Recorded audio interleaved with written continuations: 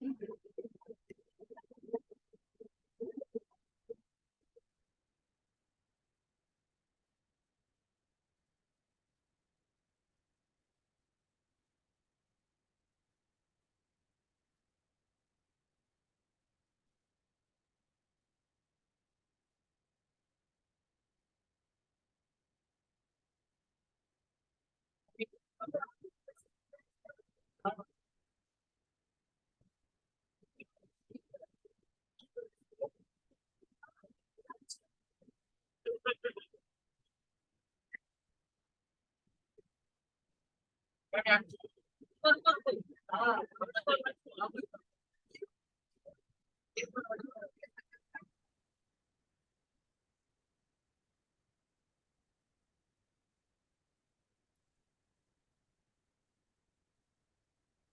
evening, students.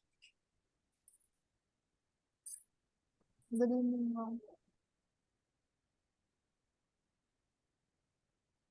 Am I audible and visible to all of you? Yes, ma'am.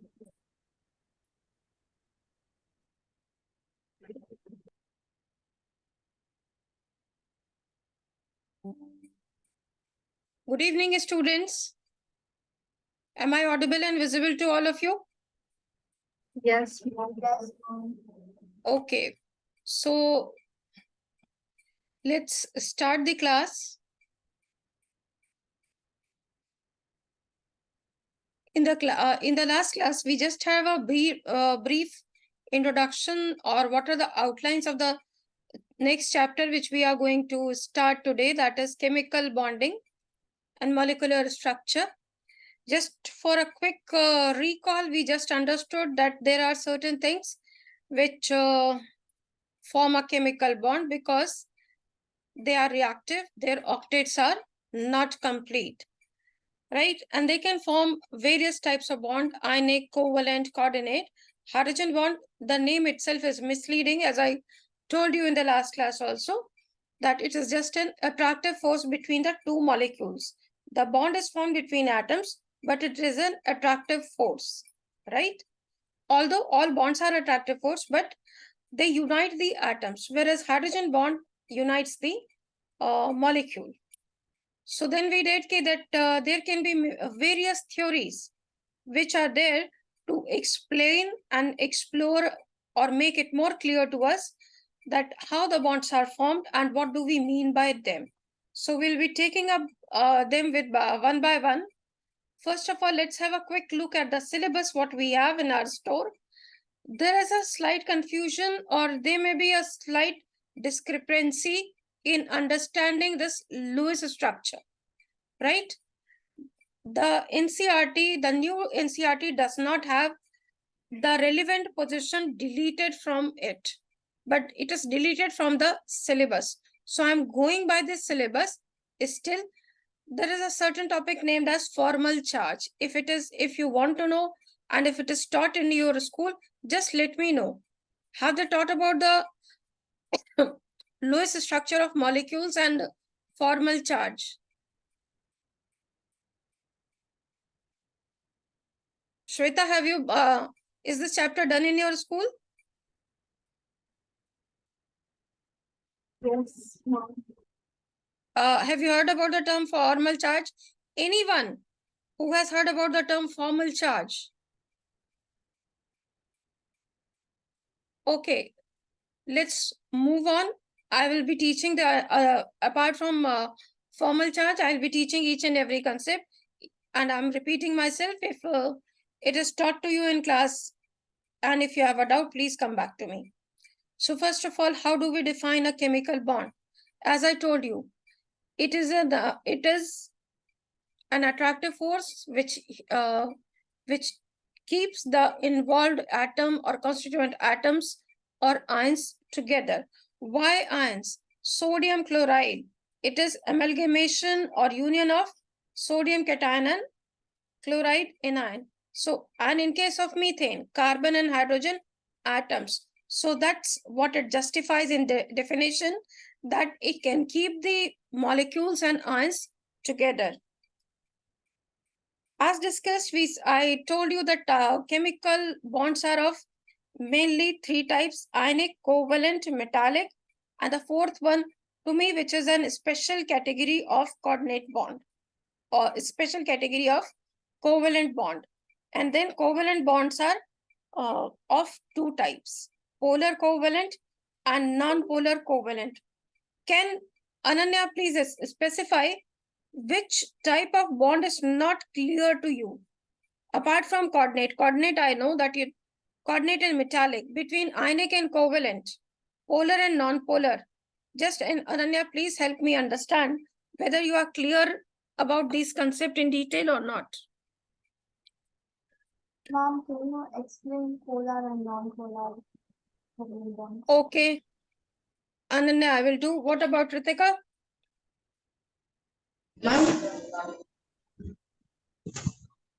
Ma'am, they Yeah. haven't even started this lesson in my school yet, ma'am. Okay. See, I was asking this question to all of you because this concept of ionic and covalent bond to me should have been taught to you in class 10th itself. So I'll uh, I will just teach you quickly these concepts. The reason being, later on in this chapter and the following chapters, we'll be using these terms as the basic terminologies. Like when somebody says physics, you know, what are you going to deal with? Right? You are going to deal with lenses, magnetic fields, and etc. If somebody says biology, you know that you are going to deal with the plants and animals. If somebody says chemistry, you understand that you are going to talk about different type of the chemical aspects of our lives, right? So similarly, when somebody says bond, what is bond? Ionic bond, covalent bond. The picture has to be very clear in your mind. Sometimes these are very basic questions which we do not understand. So first of all, we will talk about ionic bond. Since I'm not too sure what is known to you, what is not known to you, let's have a fresh, quick, and a faster mode understanding of these uh, different types of bond. And please feel free to raise your hand or raise your voice to tell me that this concept is not clear to you, right? So first of all, when we talk about ionic bond, we say it involves complete transfer. It involves complete transfer of one or more electrons, right? I'm not writing the term valence shell because now we have done periodic classification where we have seen that penultimate d orbital electrons, specifically in case of copper 2 plus or Rn 3 plus, take part in the chemical reaction. So therefore, we must upgrade our class 10th definitions, basic understandings to class 11th. The basic example of this category can be sodium chloride, or I will put it as another one as magnesium oxide. We know that sodium's atomic number is 11, that of chlorine is 17. Its configuration is 281 if I'm writing it for orbit. In terms of orbitals, it is 287, right? Now what happens? As you know that everybody wants to become stable by having 8 electrons in the valence shell. It gives out 2 electrons to the valence shell of chlorine. As a result, we get the sodium becomes sodium plus and chlorine becomes chloride minus. Now it has 2, 8 and 2, 8, 8. It is a configuration of their electrons, right? Number of protons still remains same. If I talk about magnesium oxide, can somebody tell me the atomic number of magnesium and its configuration?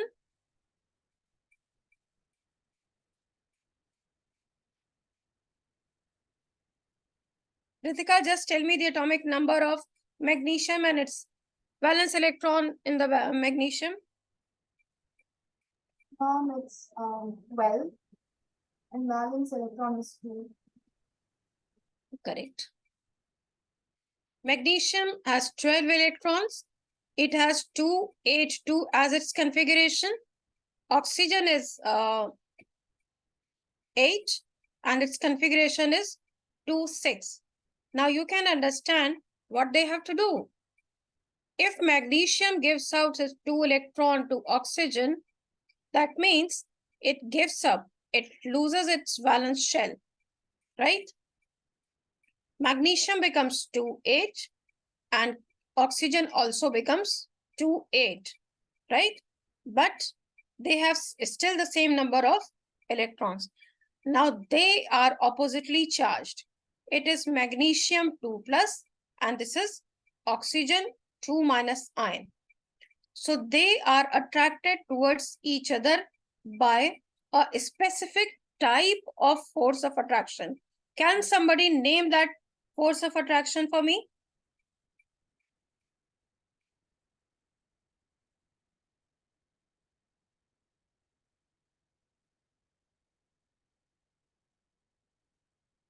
Please note it down. Again, we are elevating ourselves from class 10 to 11. This is electrostatic.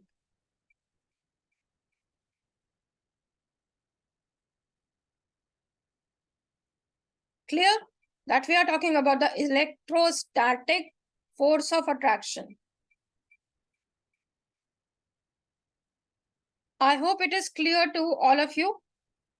If you have to note down any thing, you please note down and upgrade your knowledge to class 11. Waiting for half a minute.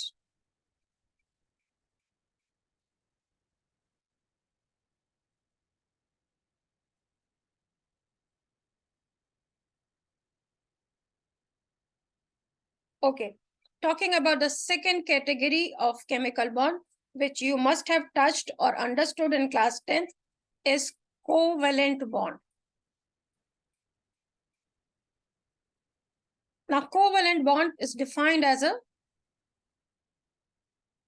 sharing of one or more pair of electrons.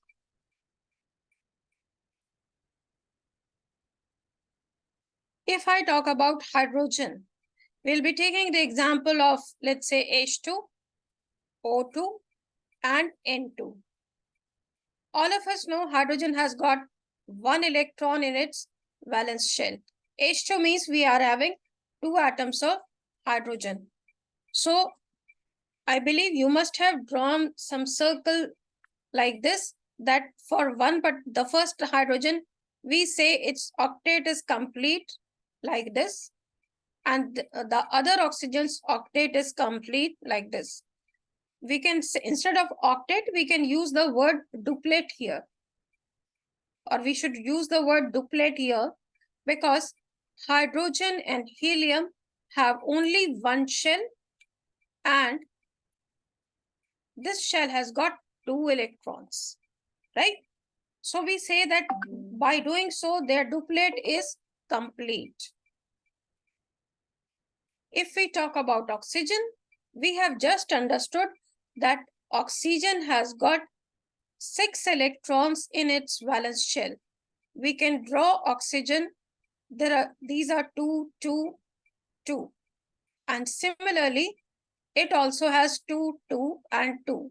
We are drawing it in pair for a better understanding. Again, we say that this oxygen shares 2 pair of electrons with this oxygen, and this one shares like this. So what we get? We get O double bond O. This is referred as single covalent bond, and this one is referred as double covalent bond.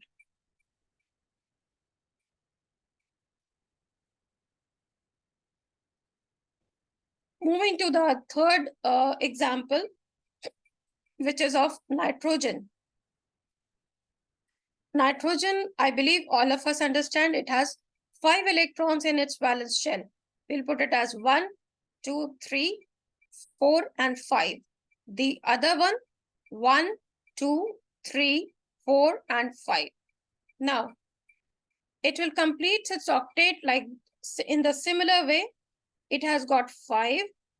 It will share 3 with this. Similarly, this one. So what we get?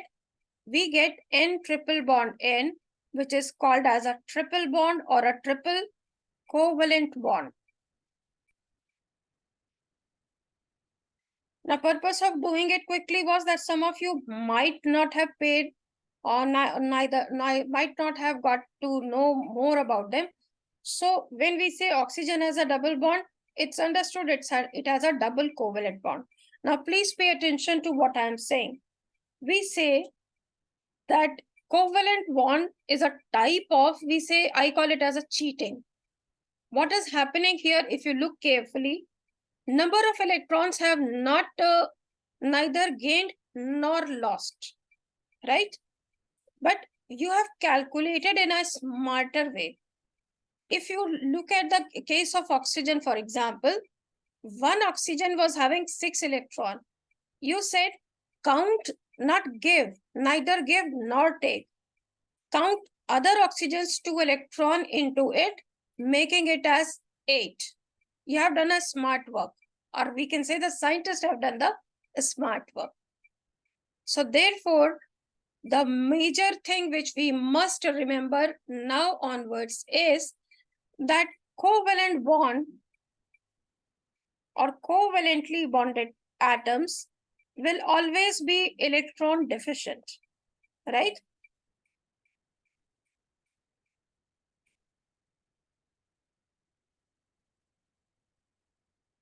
Again, as compared to ionic bond.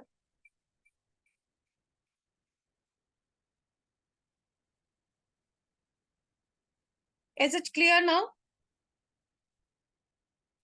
Anyone having any questions? No, ma'am. Okay. Now, talking about the third category, which you might not have or surely not have.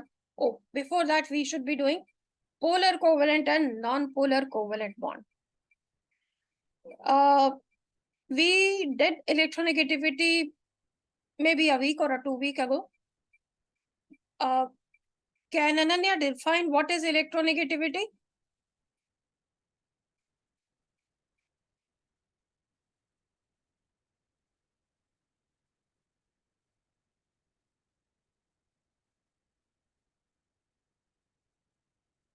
Ritika, can you define electronegativity? It is the tendency of an atom to attract electrons towards itself. Attract electron. After that, I'm not sure what you said, Ritika. Can you just repeat Ma'am, it? I said that it is the tendency of an atom or a functional group to attract the electron towards itself. But you missed. Okay. I will appreciate, Ritika, if you can add. It is a tendency to attract the shared pair of electron. That's a keyword, Okay, ma'am. right? They are not going to haphazardly. See, if it is nitrogen, it is hydrogen, they will not be attracting electron, right? Nitrogen has to attract its the molecule from the molecule. It's a property. Remember, I taught you that it is a property of a molecule, not of an atom, right?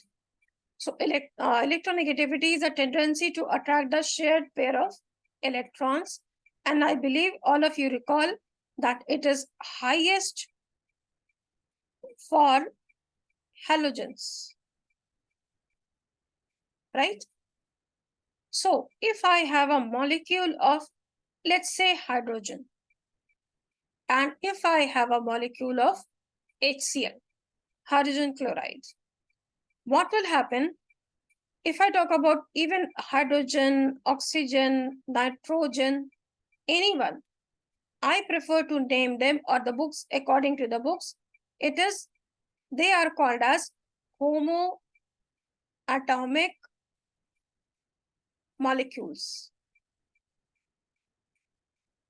Homoatomic means the atoms which are bonded through them are same. Like another example can be bromine, bromine, like that. This is an example of a heteroatomic molecule.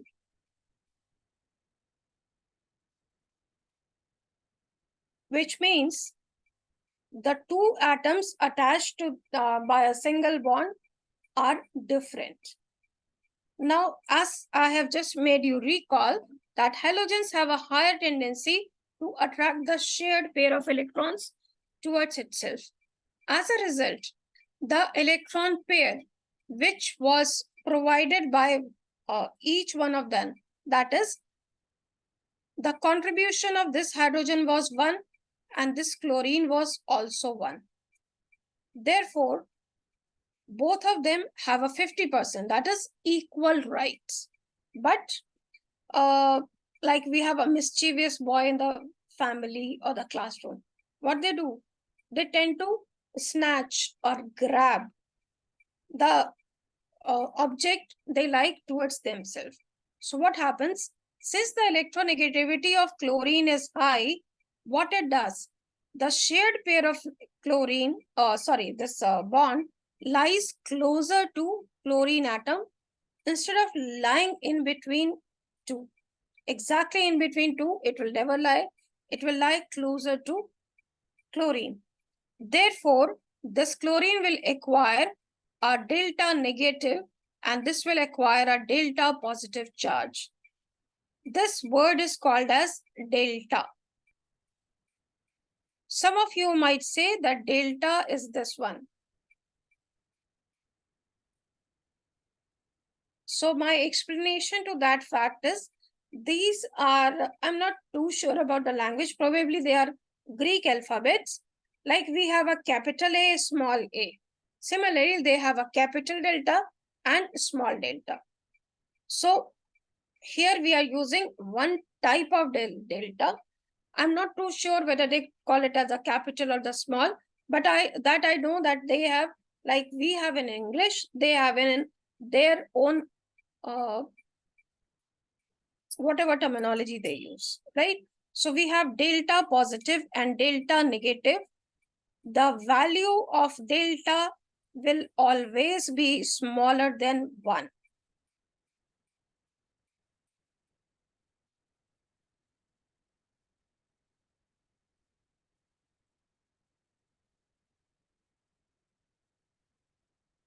Is it clear or any doubts, Ananya?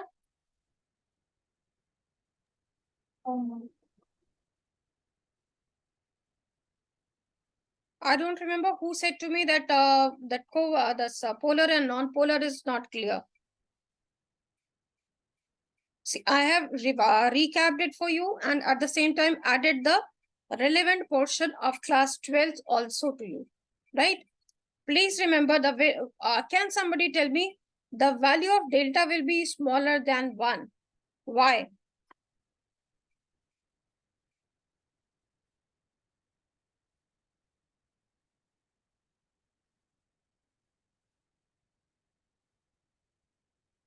See, we have understood ionic bond, where we are transfer of electron.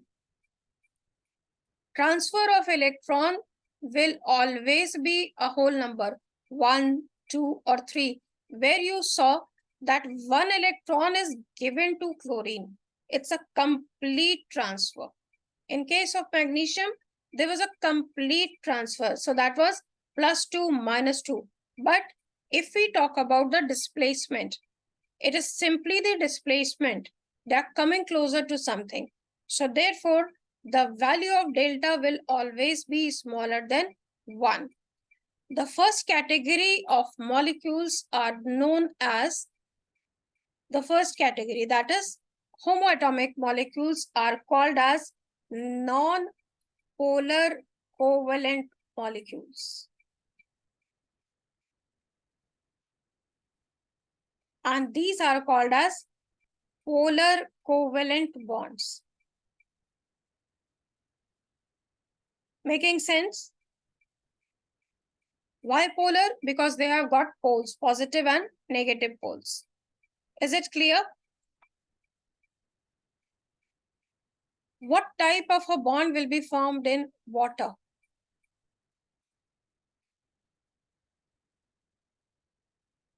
Please answer the question.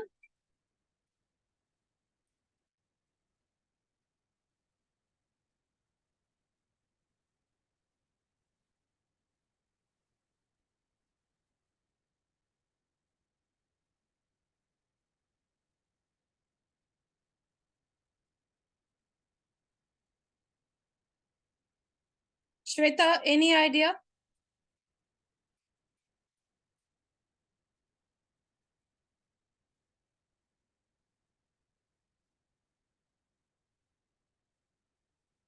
Ritika, This is Ananya, for- Shweta. Are you asking like what type of bond is formed? Yeah, what type of a bond is formed in water molecule? Water is a stable molecule. What type of a bond is there in this A molecule? double bond? Mom, is it Anyone else? a bond?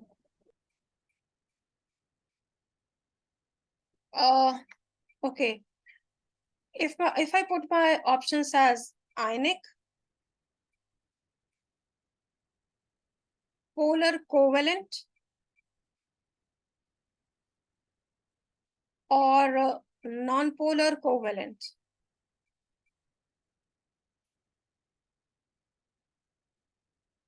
Choose the answer. Ananya, tell me what is the correct option.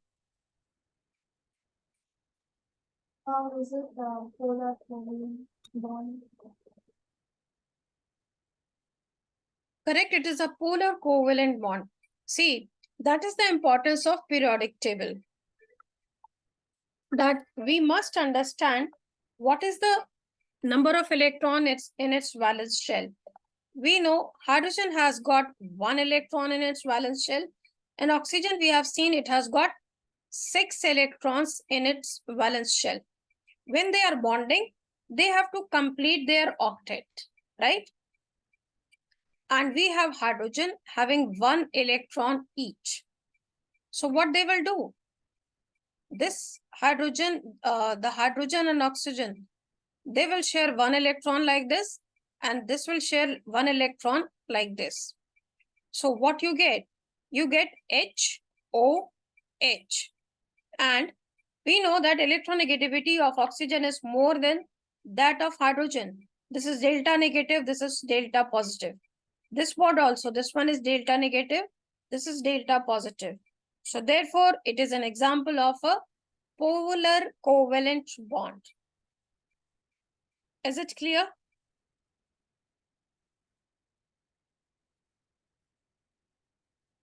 Yes, ma'am. Okay. Now, coming to another aspect, do you know what is a lone pair of electron? Or what is a bond pair and lone pair of electron? Is that concept clear to all of you? Yes. So if I go back to this question, as you said, you know that, can someone tell me how many lone pair of electrons are there in water molecule?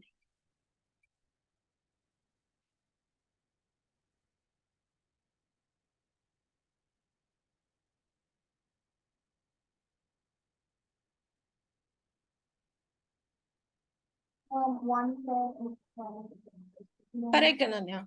That was the answer I was looking for. That in case of water, there were total of oxygen was having 1 electron pair. How do you say that?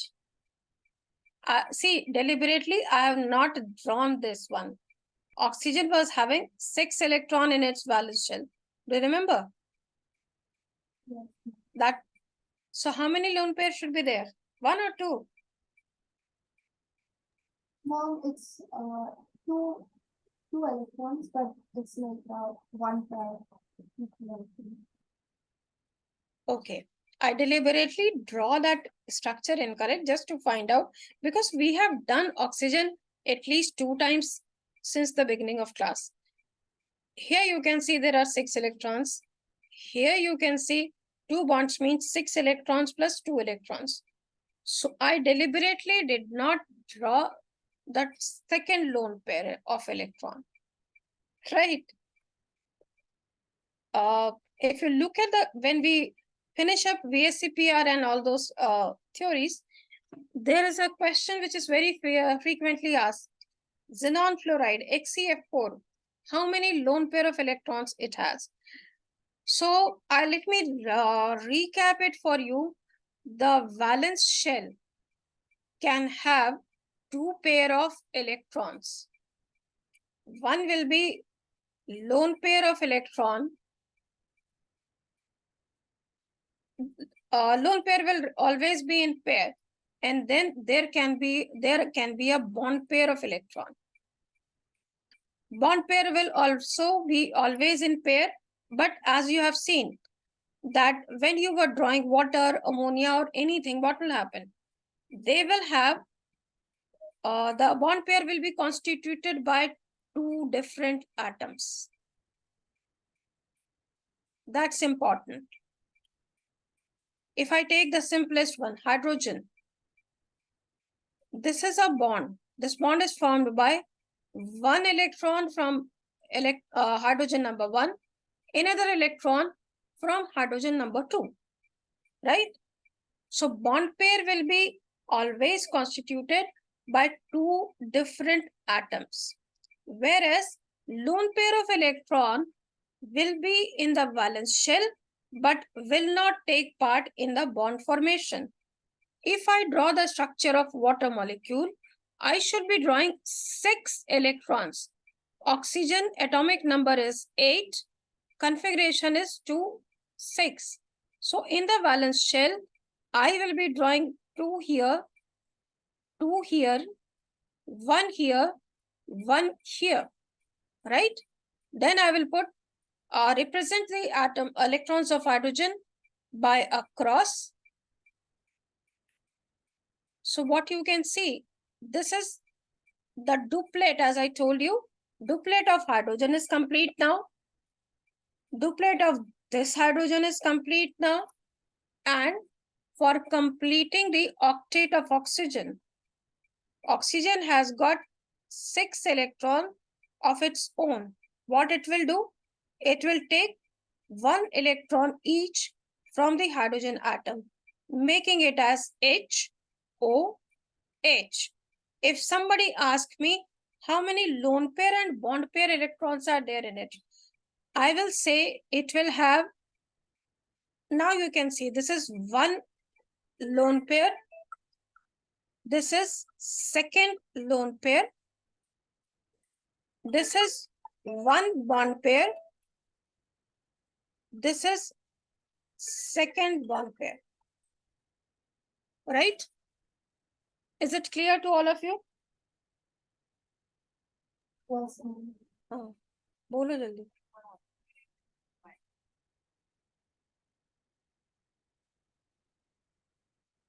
Ritika, is it clear to you? Yes, ma'am. Okay. If I ask same question for ammonia, I believe you know its formula is NH3. I expect you to recall or remember the atomic mass of nitrogen. If not, I'm telling you it's 7. Tell me how many lone pair electrons are there? How many bond pair electrons are there? I'll give you 2 minutes to do this. And if you cannot do it, let me know right now so that I can proceed with the solution.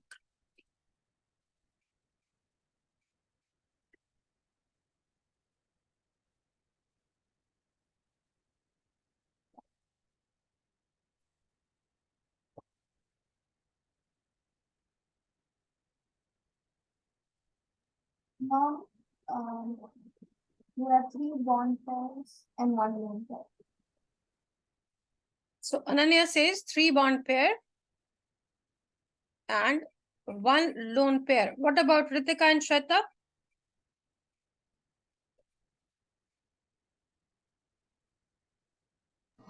Ma'am, I'm not quite sure about it. Okay. How can I help you, Ritika? If I say that its atomic number is 7, configuration, it has got 2, 5. Are you able to follow me till this point, Ritika? Yes, ma'am. So, and NH3 means there are 3 bonds, right? So there is one bond, there is another bond, there is another bond. How these bonds would have been formed? These bonds must have been formed by one electron from this hydrogen, one from this hydrogen, one from this hydrogen. Now, for nitrogen, out of 5, how many you have used? One here, and one here. And there are still a pair of electron which is present in the valence shell but is not participating in the bond formation. Did you get what I said to you, Ritika, specifically? Yes, ma'am. So how many lone pair and bond pair? I want to hear from you.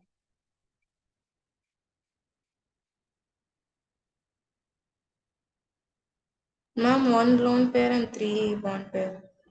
Correct. Now let's take for the let's do one more compound, that is methane, CH4. We know atomic number of carbon is 6. So rest you can do quickly.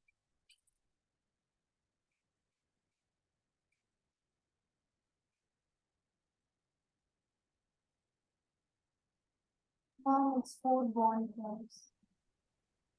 Okay, Ananya. Let me ask Shweta.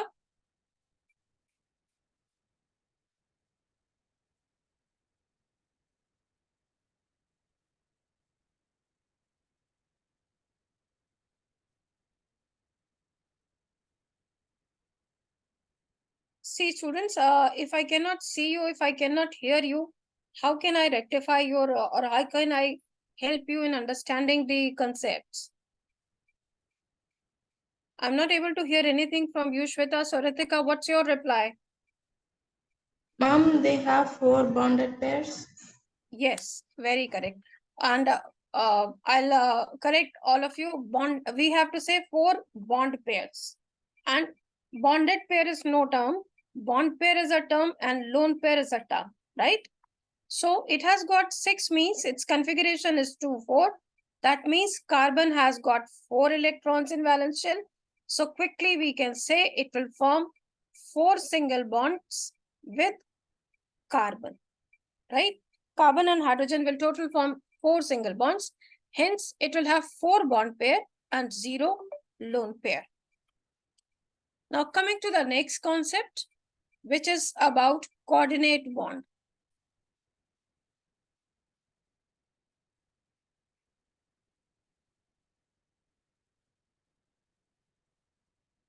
Now, if we talk about HNO3, or we talk about, let's say, H2SO4, this first compound is nitric acid. And this one is sulfuric acid. If I want to draw their structures, I know that oxygen, see now here my periodic table will come handy. It will help me in drawing the structure of specifically sulfuric acid. I may not know the atomic number of sulfur, but I know in the modern periodic table, oxygen is followed by sulfur. So that means its oxygen has 6 electrons in valence shell.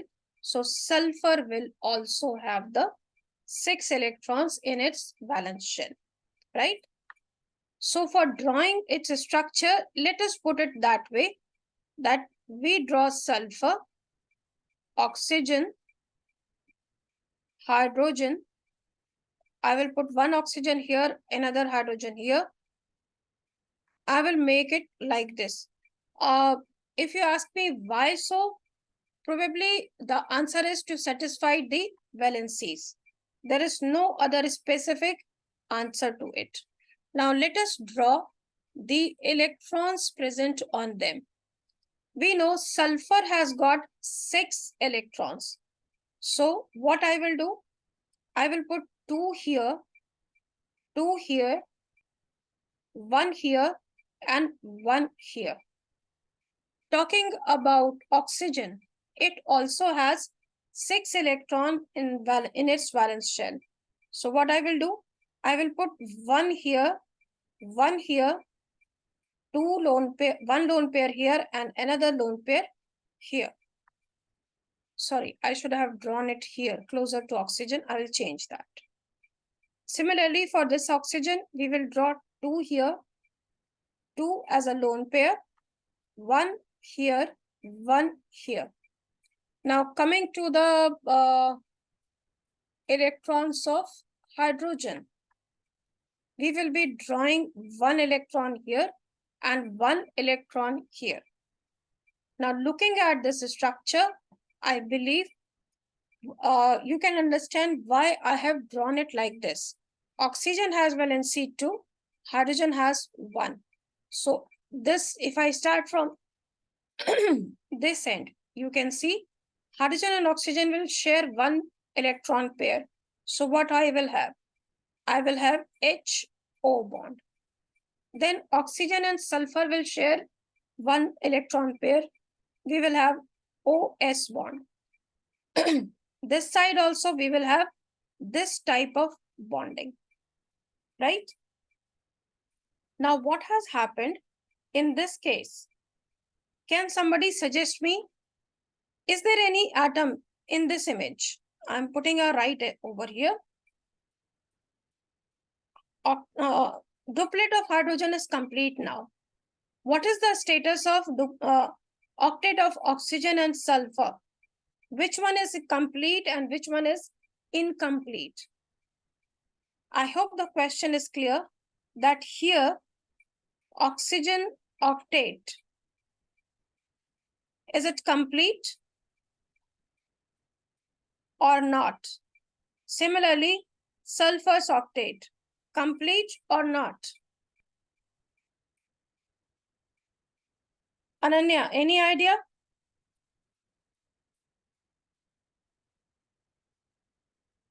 For oxygen is complete. Okay, Ritika, your opinion? Even for sulfur, Ma'am, they're complete. Ritika, can you repeat, please? Ma'am, I said they were complete. Both.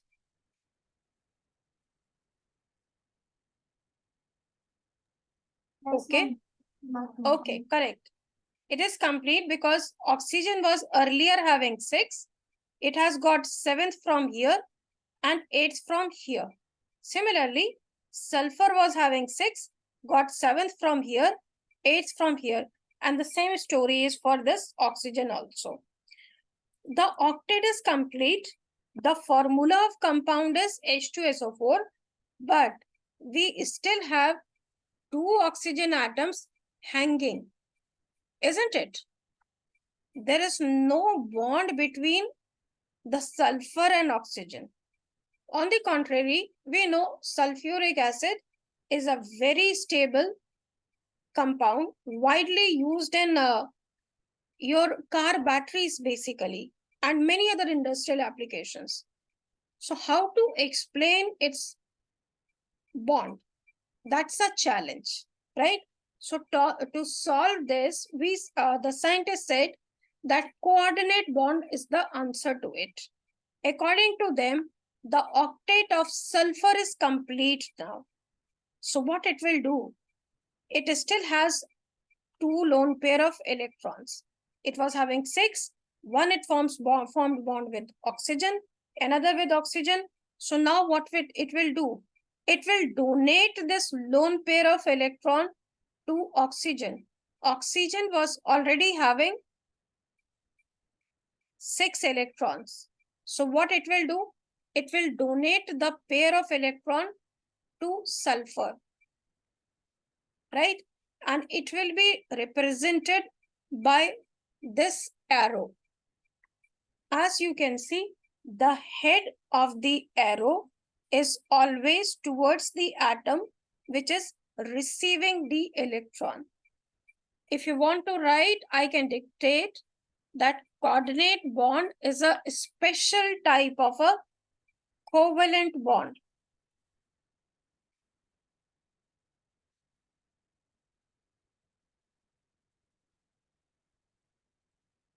It's a special type of a covalent bond in which a pair of electron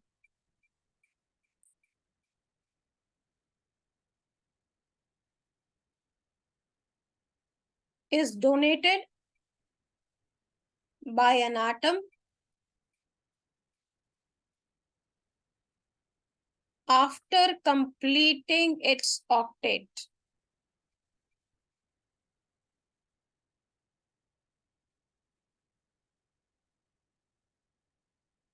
Is it clear to all of you?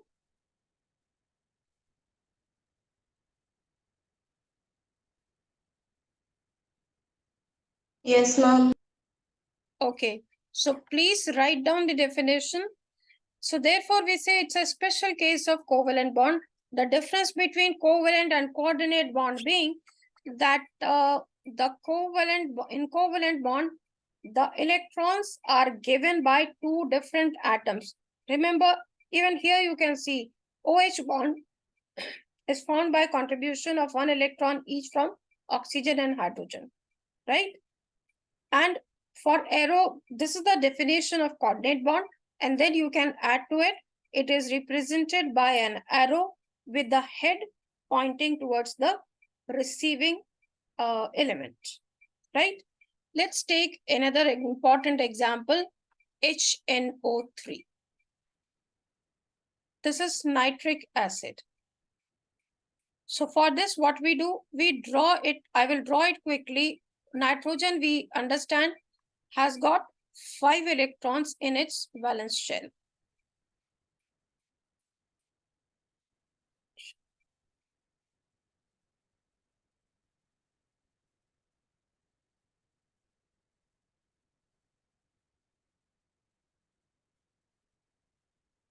See, first of all, as you can see, I have this time deliberately, I have not drawn electrons, as you must be clear by this time now. So what I have done, hydrogen and oxygen oxygen was having 6 electrons, right? So it will make the 7th one from here and the 8th from here, right? So hydrogen is complete, oxygen is complete. Nitrogen was having 5 electrons. It has completed its octet, 6th electron from here, and 7th and 8th from here. Now, everyone's octet except for this oxygen is incomplete. So what will happen? Can somebody tell me where will be the arrow from nitrogen to the head of the arrow will be towards nitrogen or oxygen? Ritika, please tell me quickly. Ma'am, what was your question? I wasn't able to hear properly. See, my question is the structure till this point for nitric acid clear to you, first of all, Ritika? Is it clear? Yes, ma'am. Okay, Yes, now the ma'am. question is, it is clear that there will be a coordinate bond, right, between nitrogen and oxygen. Where will be that head? The head will be towards oxygen. That is, it will be drawn like this, or will it be drawn like this? Ma'am, towards oxygen. Towards oxygen, because now, very correct, Ritika, thank you. Because nitrogen has now completed its octet, so it can donate. Oxygen was still having 6 electrons only. So what it will do? It will donate a pair of electron. That is, a lone pair of electron will be donated, right?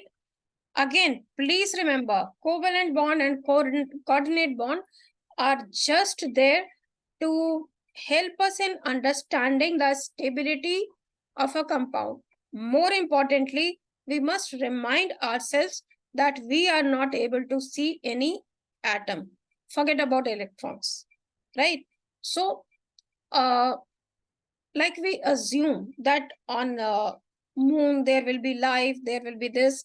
based on certain facts. Similarly, based on certain facts, we say it will be donating, it will be receiving, it will be sharing, it will be donating. Honestly speaking, it is all hypothetical, right? Now moving to the next concept, which is basically the Lewis dot structure. So this was given by two great scientists. One is named as Kosel and the other one is named as Lewis. Sometimes they are said as Kosel-Lewis approach also, right? They said we need to focus only on the valence shell electrons. Rest of the electrons hardly take part in a chemical bond formation. So they said that they used a term. They said kernel. What is a kernel? They said kernel means nucleus plus inner shell electron or the core electron. They gave us another term that is a core electron. Let's take an example and understand it. Let's take the simplest example or the most common example as we are taking till now. Let's talk about sodium.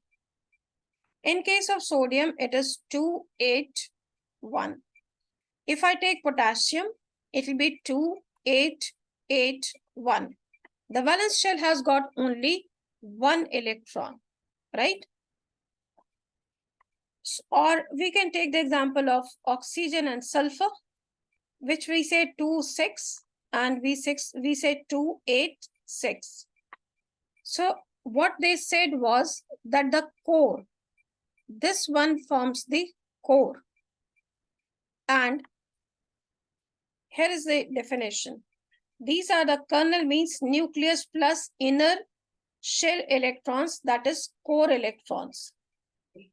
He said all of them contribute to the core electron. Or rather, we can put it this way also, that he said atom is made up of two things. One is called as core, and the other one is made up of core electrons plus nucleus. He called it collectively as kernel. And then he said you have valence electrons. Is it clear? These are core electrons in this case. These are 288, barring this one. Only till this point, they are core electrons. In this case, only 2 will contribute the core electron. And in this case, 2 and 8 will contribute to core electron. Is this clear now?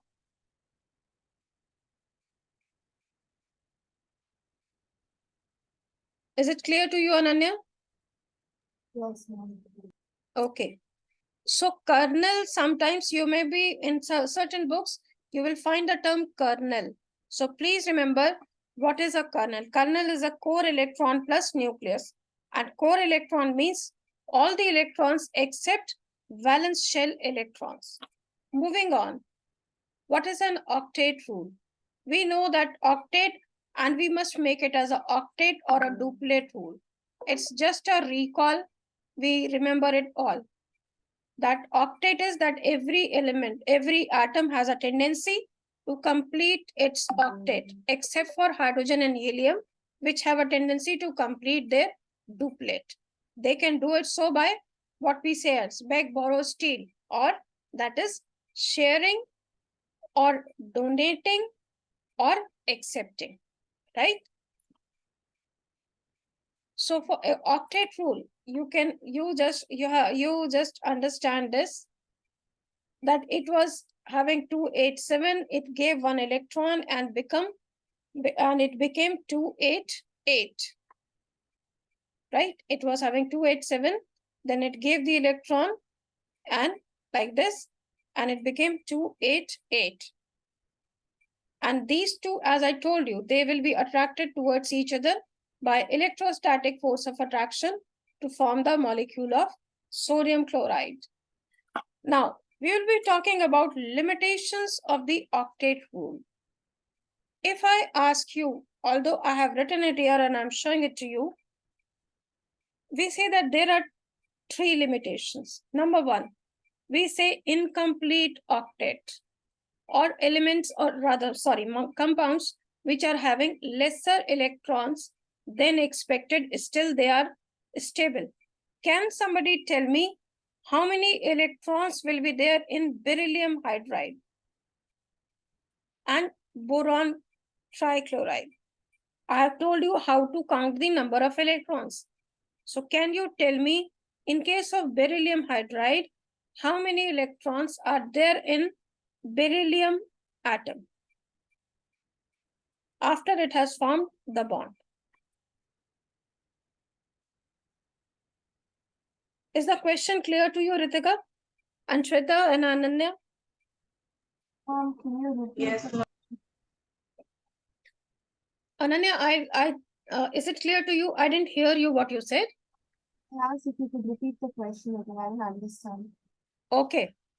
I'm saying that I have displayed 4 compounds on the screen. I want you to tell me after the formation, see, more important question was after the formation of water, number of electrons in oxygen was 8. Initially it was having 6. Now it has become 8. I think that part is clear to you, Ananya, and everyone. Now Yes, my yes. question is, beryllium hydride BH2 is an stable compound.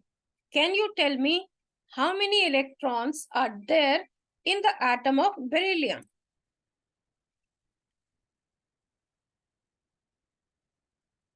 After the bond or before the bond? After the bond, after the bond.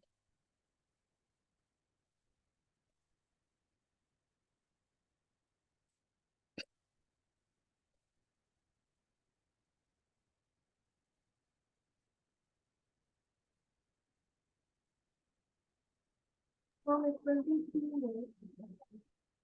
It will be 2. Ananya, Yes. you are saying 2. Okay. Yeah. Anybody who differs from it? No, ma'am. And I believe all of you are saying that it's after bond formation. No, it'll have 2 bonds with hydrogen. Like it'll have 2 bonds and like there'll be 1 lone pair. What is the atomic number of beryllium? Wait, it'll have double bond with hydrogen on both sides. How? Mom, it will be single bond with hydrogen on both sides. Because the valence electron in beryllium is 2. Who said double bond on both the sides? Shweta, ma'am. Okay, Shweta. See, atomic number of, I'm clearing a doubt for everyone. Beryllium's atomic number is 4. 4. Its configuration will be 2, 2. So if I have to draw beryllium, I will be drawing beryllium and I will put 2 dots for its 2 electrons, right? Then I have, beryllium hydride has 2 hydrogen atoms also. So this is 1 hydrogen atom and I will draw its electron with a cross. And I will draw the hydrogen electron of other hydrogen with a cross, right? After the formation of a bond, they cannot form a double bond. Why? Hydrogen has to get its duplet only. It was already having 1 electron as represented by cross. So once it can form, it requires to form only 1 bond with beryllium. So what you will get? Single bonded BH and then single bonded BH. If somebody, I think Shweta might have said double bond because there are 2 bonds. But students, please remember, double bond means sharing of 2 pair of electron. When I write O2 or when I say O2, then I say it's a double bond. For the beryllium hydride case, that is BH2 case, we have to say there are 2 bonds. Each of them is a single bond, or there are 2 single bonds between beryllium and hydrogen. If I say the correct answer, which I was looking for, was 2, beryllium was having 2 electrons. It has got 2 from other hydrogens. 2 plus 2 make it as 4. Anyone who got 4?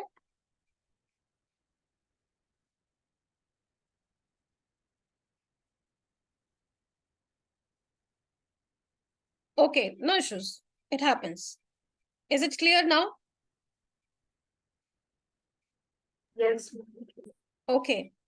Now, tell me for BCl3, boron trichloride, the second compound, the number of electron in its valence shell after the formation of covalent bond between boron and chlorine.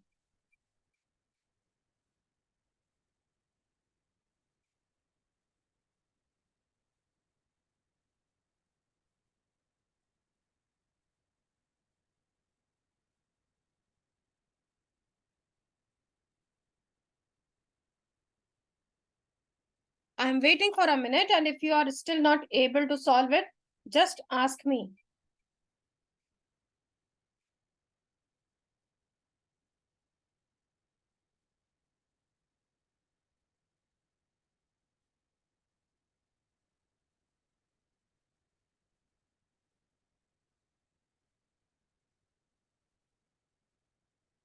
Mom, is it 6 after bonding? Yeah, 6 is the correct answer. Ritika, what is your answer? I got the same as well, ma'am. Good. What about you, Shweta? Same answer, ma'am.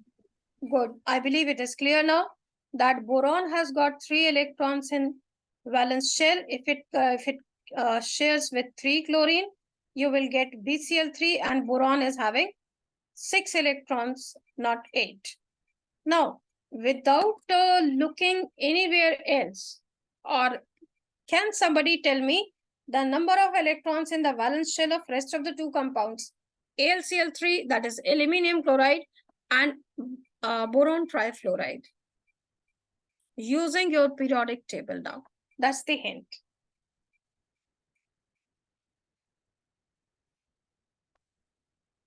For aluminum, also it's 6 electrons. Okay. What is the next question? Same question for BF3 also. See, the one who remembers remembers the periodic table vertically, right? Mom, is it Boron and aluminium belong to the boron, aluminium, gallium, indicum. They belong to same group. Mom, is it Similarly, for both? 6. yeah, correct. Then we have fluorine, bromine, iodine in the same group. So if I make a compound BF3 or if I make a compound BCl3, number of electrons, or rather number of valence electron, will remain same. So if in BF3 there are 6, or rather in BCl3 boron has 6 electrons, so BF3 will also have 6 electrons. Similarly, if I talk about AlCl3, boron and aluminium belong to same group, so AlCl3 will also have the same number of electrons. Is it making sense to all of you? Ritika, Shweta, Ananya? Yes, ma'am. Okay. Yes, mom. Okay. See, these they form a special category of compound. We call them as incomplete octet at the central atom, or we call them as an electron deficient compound.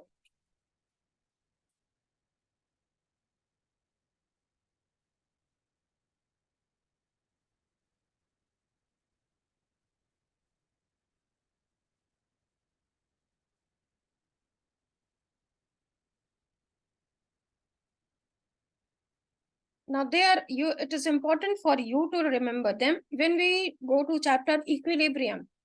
They call such compound as Lewis acids.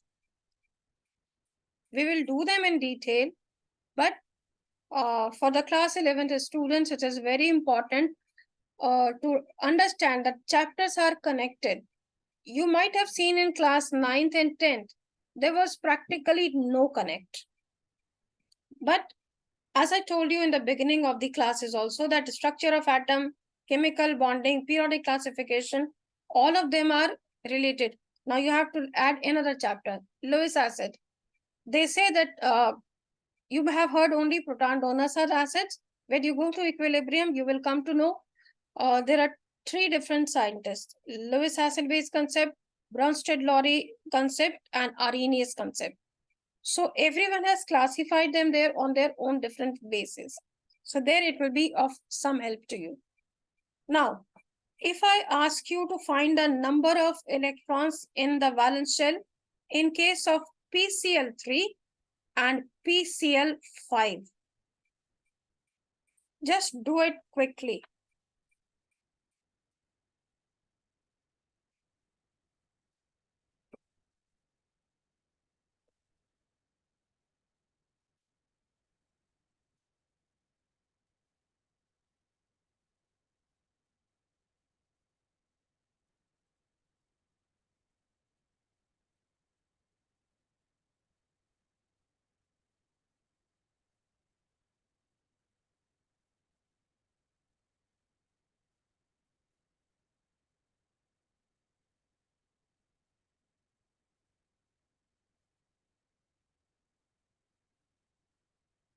Ma'am, for PCl5, it is 25.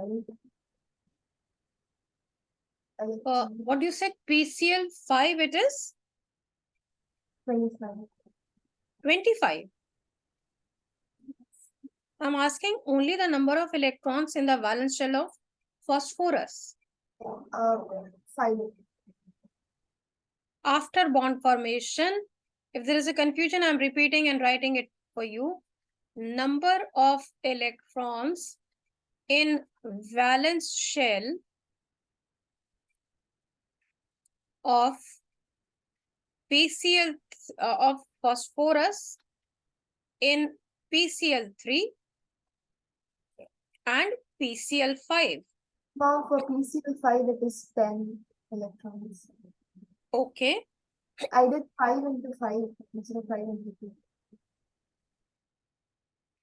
I got PCl5 में 10, but what about PCl3?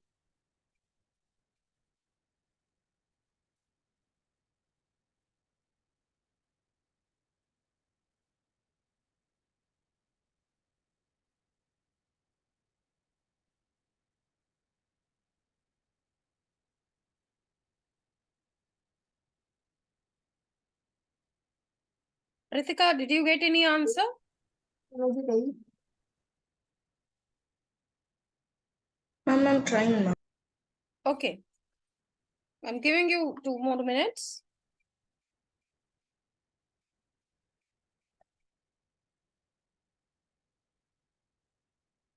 Ma'am, is it 8 electrons? I didn't understand what you said. Your voice is slightly muffled. Can Ma'am, you is just...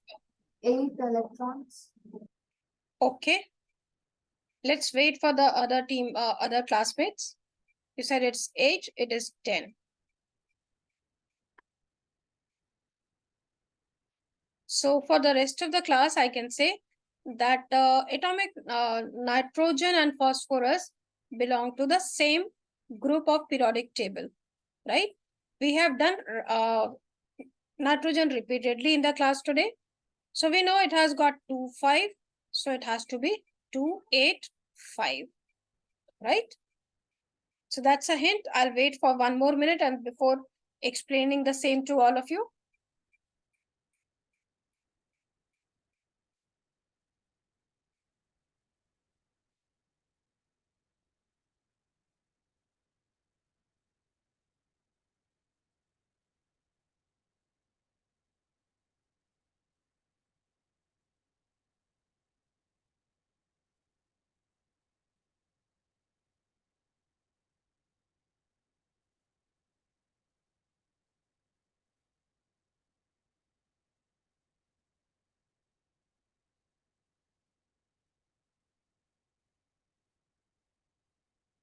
Okay, let me explain it to all of you. See, phosphorus has got 5 electrons in its valence shell, right? In case of PCl3, by now we are very clear. Fluorine requires only 1 electron to complete its octet. So what it will do? In case of PCl3, it will form one bond, let's say here, another bond here, another bond here, right? So how many electrons does it have? 5 plus 3, making it as 8. But when I talk about PCl5, the name or the formula itself indicates that 5 valence electrons of phosphorus will be forming bonds with 5 different chlorine atoms, making the number of electrons as 5 plus 5, that is 10 electrons. Is it making sense to Ritika and Shweta? Yes, ma'am. Okay, Yes, ma'am. Okay, Ritika, were you stuck at some point where I can help you? No, ma'am. Okay, what about Shweta? Do you find any difficulty or were you stuck up at certain point? After you explained, it's clear now. Okay, okay. Now, just for more clarity, let's do one more example of SF4 and SF6. You can use the shortcut. Whatever I told you is a detailed method. You can now use your learning, whatever we have done till now, and come to the answer as quickly as possible.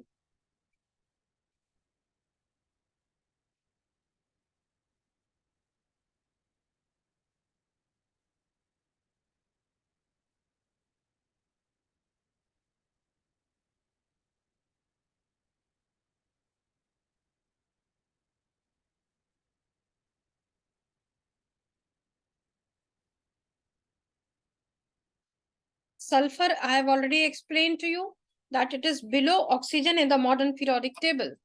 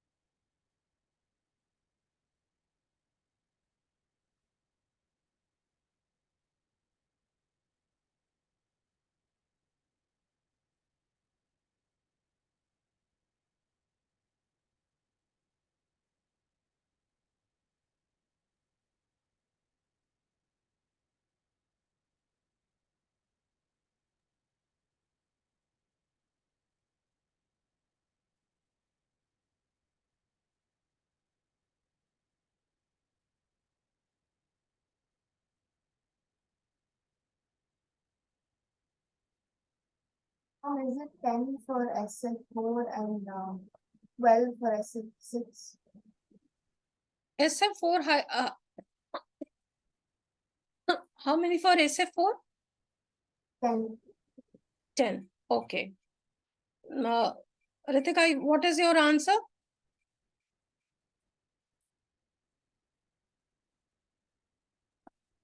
Ma'am, I'm doing it, ma'am. I will say. Where are you stuck up?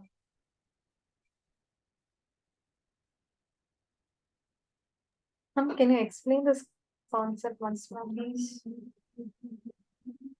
Okay. I'm explaining it, but just tell me how many valence electrons are there in sulfur? Ritika and Shweta. Sulfur Six. has 6, correct? Ritika, you also got it as 6 or something else? Yes, ma'am. I got the 6. You got it as 6. So then what we have said, it has got 1, 2, 3, 4, 5, 6. Then you have to attach 4 fluorine atoms. 1, 2, 3, 4. Now you already have 6. Now Ritika, how much I should add it here? How many more electrons should be counted in with sulfur? 2 more electrons for completing its octet. Why? Why 2? I'm saying sulfur has 6 electrons of its own. It has formed 1, 2, 3, and 4 electrons with fluorine. By this bond formation, how many more electrons it has got? It has got 2 more electrons. How to? Because it has already formed like 4 bonds and only 2 more electrons are remaining, like the lone I'm pair. not. No, No, Shweta. Ritika, according to you, I'll take a query from you and then I'll explain to both of you.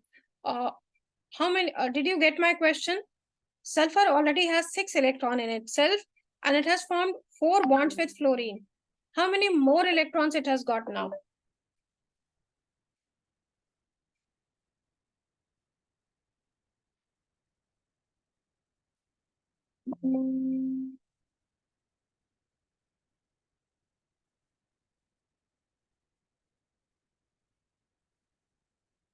Let's quickly go back to the example of water. Water has got, in case of water, oxygen has got 6 electrons in its shell, valence shell. Hydrogen has 1, rather 2 hydrogens have 1 each.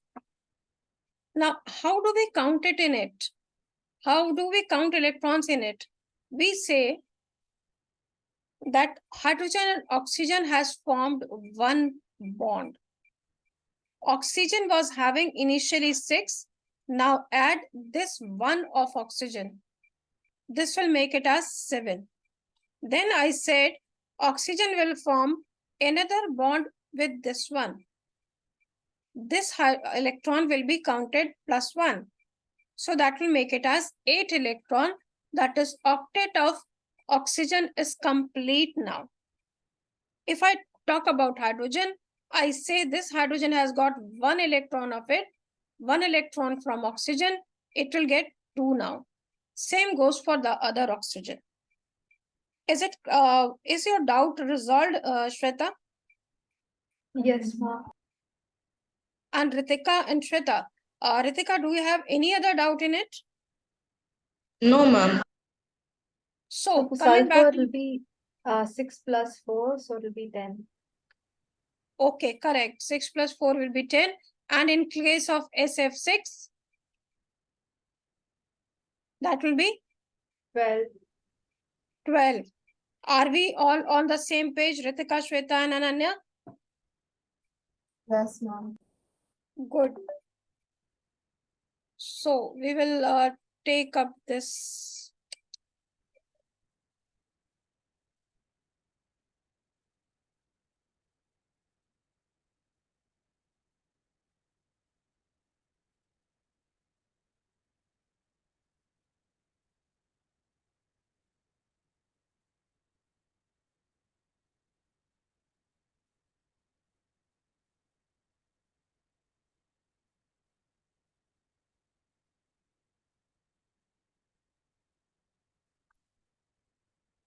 See, this is what we were doing. That this is an image from your NCERT only. Right? They have asked you to count the number of electrons. They have taken one more example of H2SO4, which we have already discussed. Now there you can see sulfur will have 12 electrons. 6 it was already having. They, instead of coordinate bond, they have shown it with the double bond. We can, later on they have made the corrections into it. So we can just leave it for the time being. And then we can say it is an example of extended octet, right? We have incomplete octet and expanded octet cases. The last one in this category is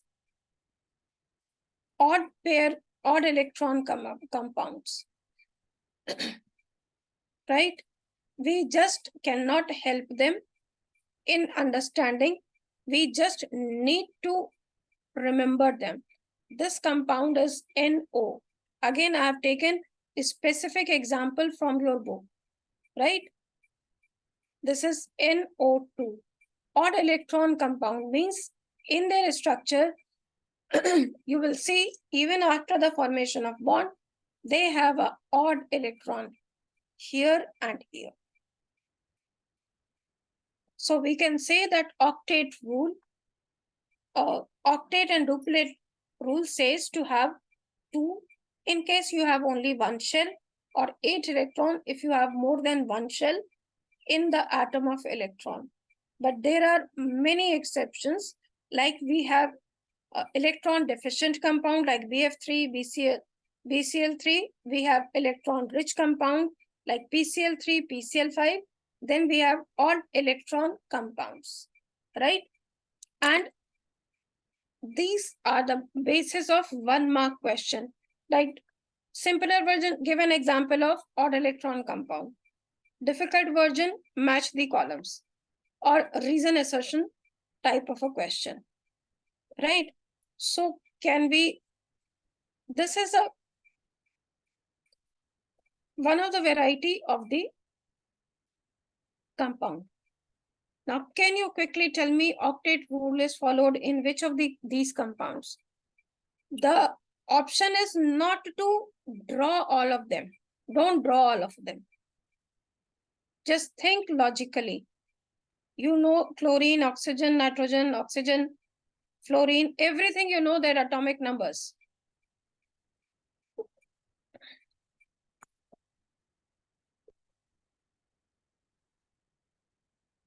You just need to logically eliminate the incorrect choice.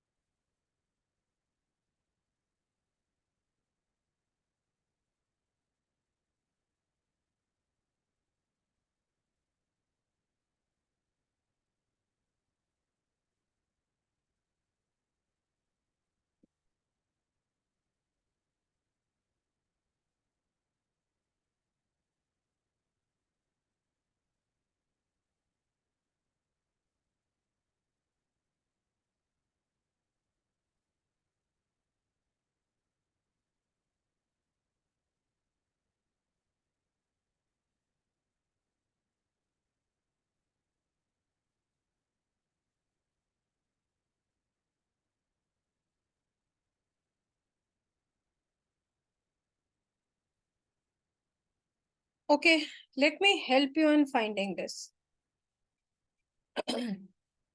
I know that if I pick it from the, let's say from the first option, chlorine was having 7 electrons in its valence shell.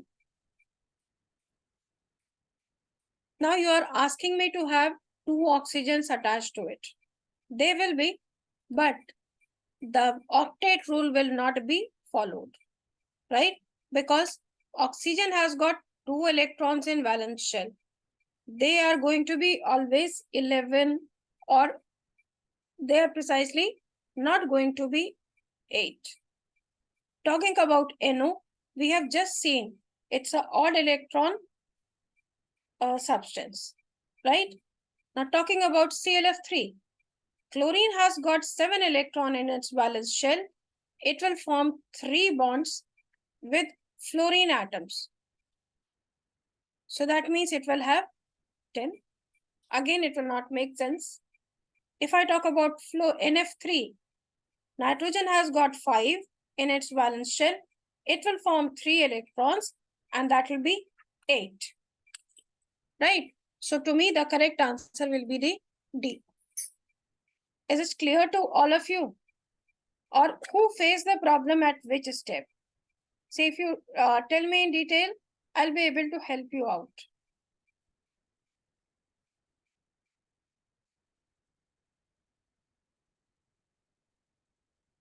So what's your response, Ritika?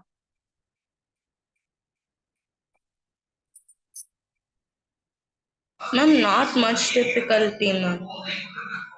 Not, but you got the answer? Yes, ma'am.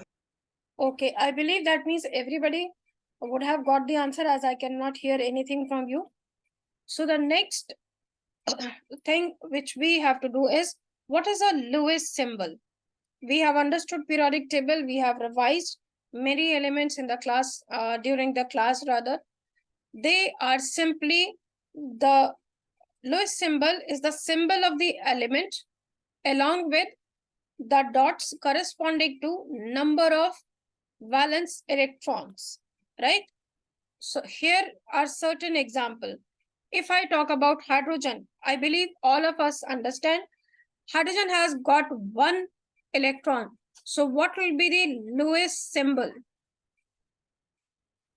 of hydrogen? I will say the symbol of hydrogen is H, and I will put one dot here. You can put it anywhere. No restriction ki usually people prefer to put it here, or you can put it here. Usually it is a bit awkward to place it at the bottom, right? There is no specified rule to put it there. Similarly, you can see for the all group 1 elements will have same Lewis symbol in terms of valence electron. Is it clear what is a Lewis symbol?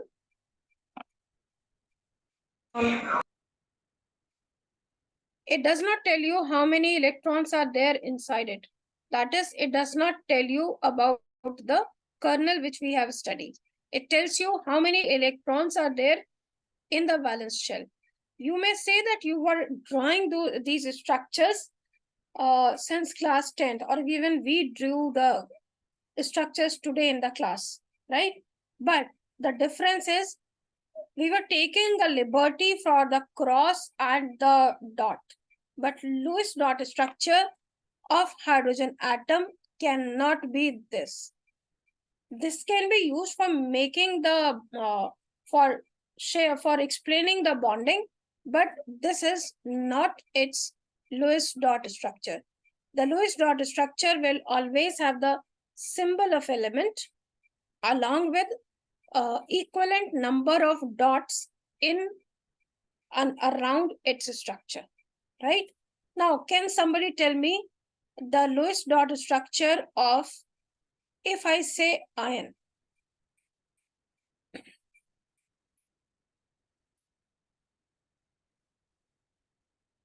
What is the Lewis dot structure of iron?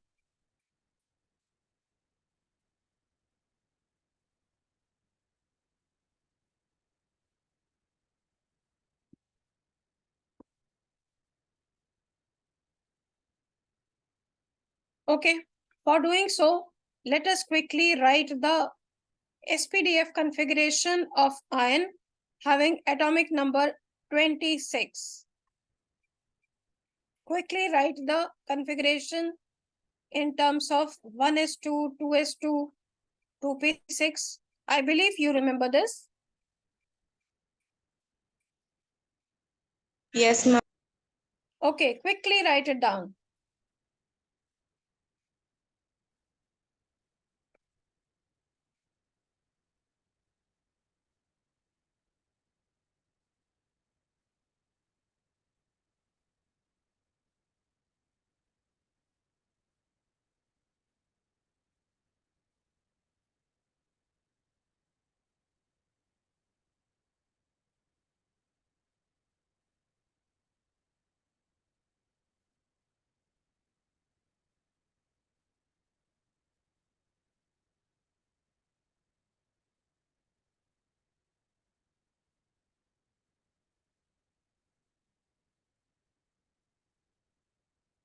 Ananya, what is the configuration? Can you please tell me?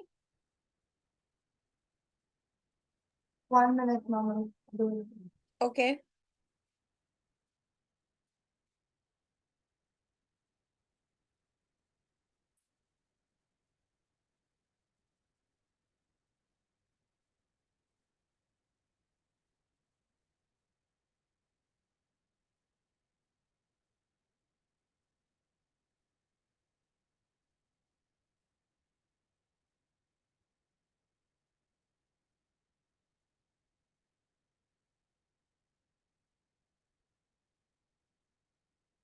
So we will say it is 1s2, 2s2, 2p6, 3s2.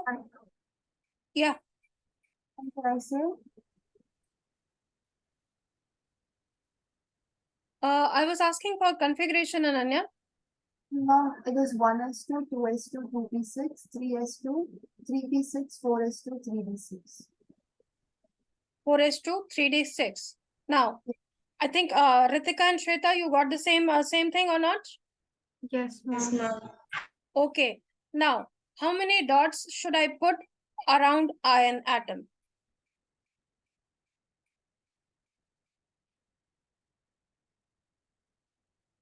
As I told you, the only valence shell electrons are to be drawn. Which one is the valence shell electron in this case?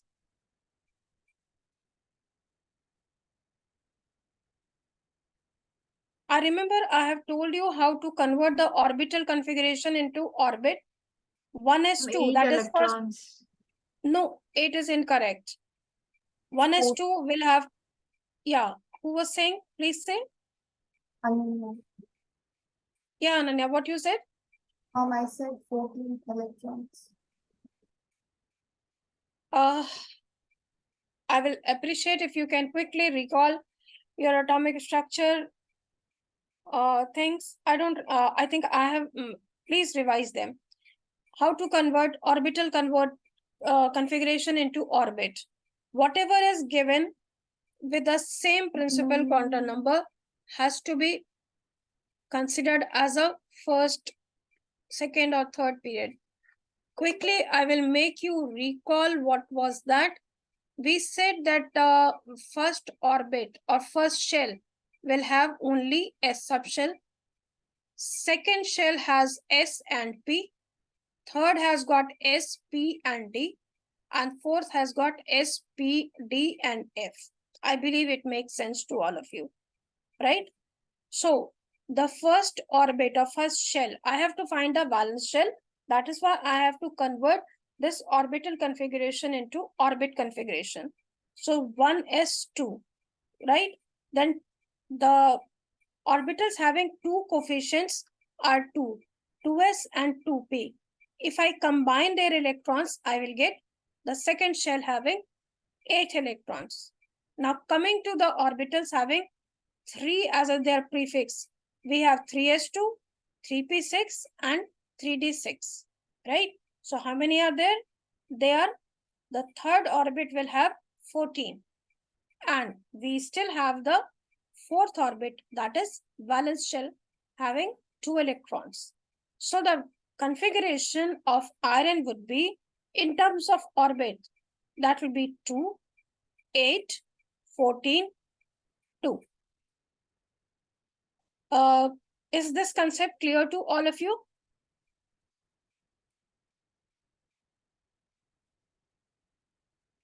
Yes, ma'am. Okay, so that means how many dots should I draw over iron symbol? 2. 2 dots. 2. Right? Now that is the reason why this was discarded. For d block element, the valence shell electron does not make sense. You know the valency of iron is +2 as well as +3.